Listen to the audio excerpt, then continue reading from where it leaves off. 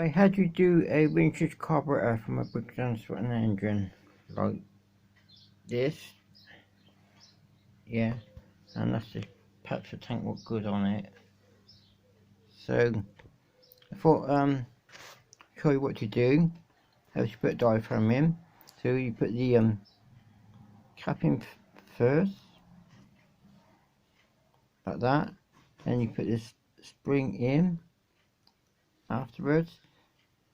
Then you put the diaphragm on like that.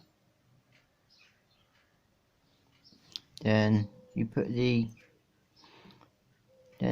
on afterwards, like here.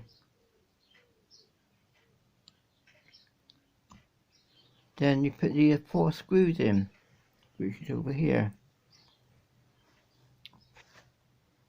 So, and that's how you do them. Alright.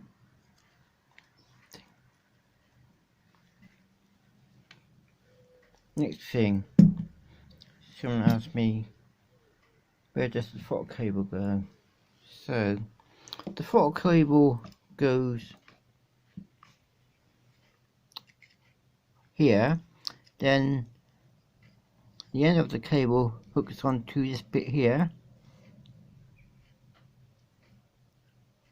So it's got the hook there, makes it work, then you clamp it in by that boot there.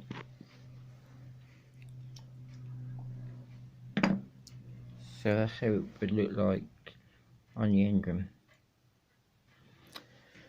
So thanks for watching, please subscribe and comment on this video. Bye.